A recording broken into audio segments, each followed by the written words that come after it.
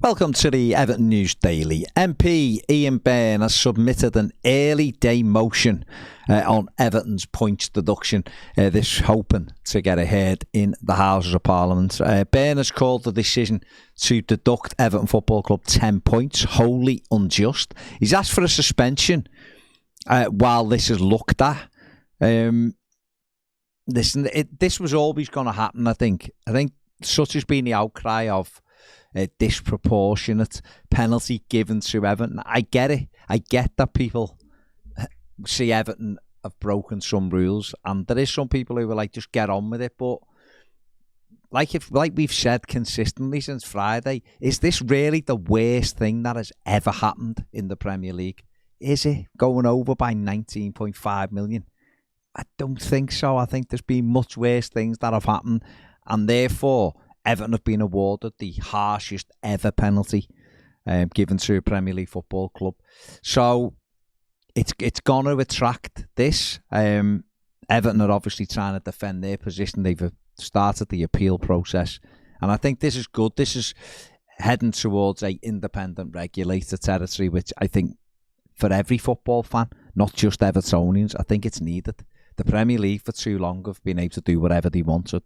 And I hope that an independent regulator would at least make it better than what it is and give us somewhere to go with, not even for stuff like this so much, but even things like maybe ticket and pricing in the future, certainly things like kick-off times and all of that kind of stuff. So, and hopefully trying to move the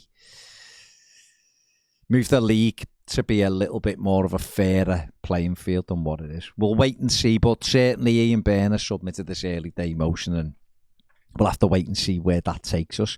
Metro Mayor of Liverpool, Steve Rotherham, has also confirmed he's written a letter to Richard Masters at the Premier League to oppose the 10 points that have been given to Everton as a disproportionate punishment.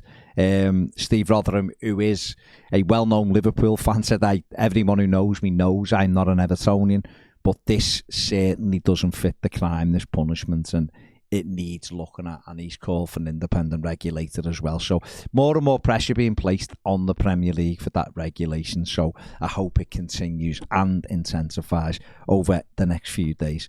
Martin Ziegler has reported that the same panel that punished Everton will also decide on rivals' compensation claims against Everton, which to me just sounds absolutely incredible. But the more I think about it, it's the Premier League.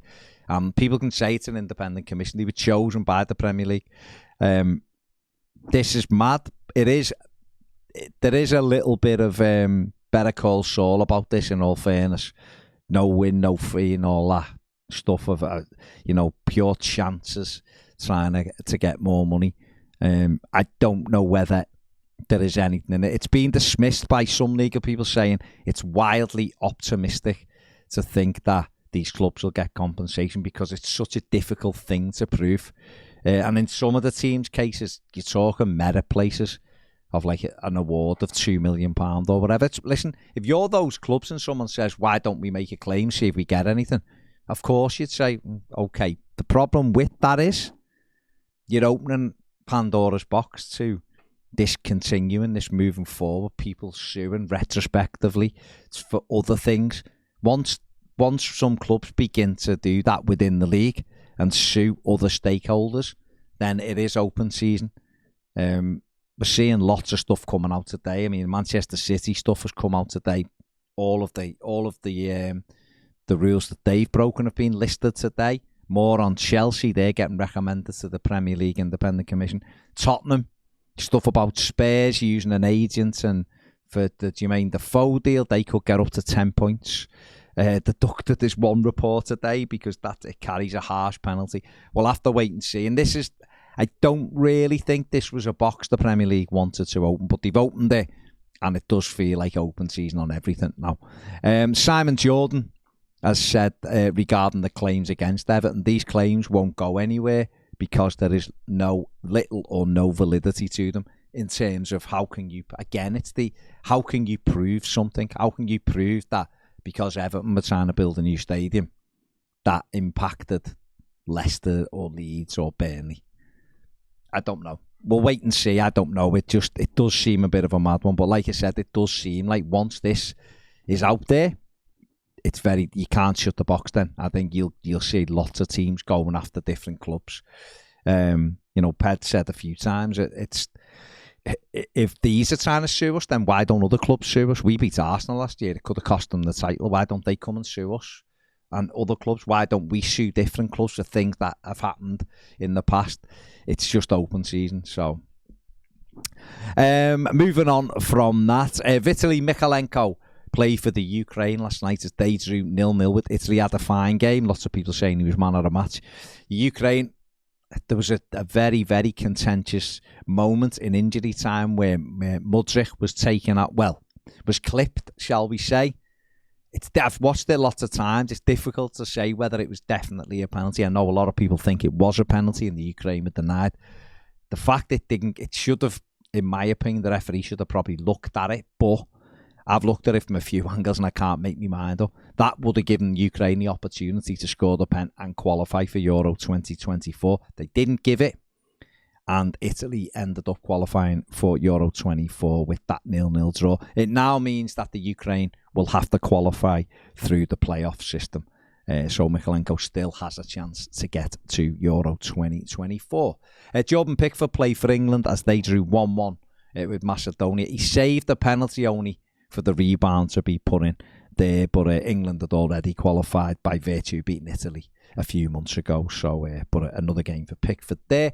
And finally, Everton centre-back Jarrad Branthwaite will play for England under-21s at Goodison Park tonight against Northern Ireland as the under-21s try to qualify for next summer's Euro. So good luck to Jarrad at Goodison Park. And of course, England under-21s are managed by former Everton midfield player Lee Carsley. So good luck to them and him tonight at Goodison Park. That is it for the News Daily. Give the video a thumbs up and subscribe if you haven't. See you later. Clare House Children's Hospice helps seriously and terminally ill children make the most of the time they have, however long or short that may be. With it being a hospice, I was really taken back and scared, but Clare House isn't like that. They don't think like nurses, they think like friends. When we had the boys, we had no help at all. It was really hard. You felt like you were failing your child if you accepted help, but in reality it was just what we needed. They gave direction in a very dark time.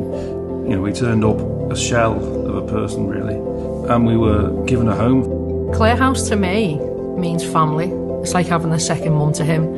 You can enjoy time with your children without having to worry about the medication being on time. So I got to smile with my children again. I got to enjoy being with them as a parent and not as a carer. So they would bring with them a slice of normality into something that was completely abnormal. So they are the reason that we have lasting memories with our child. Stuff that Clare House do, as a family, we couldn't do it. You ask Parker thinks he's going on holiday. So when he goes, he's going to be painting, he's going to go to the zoo.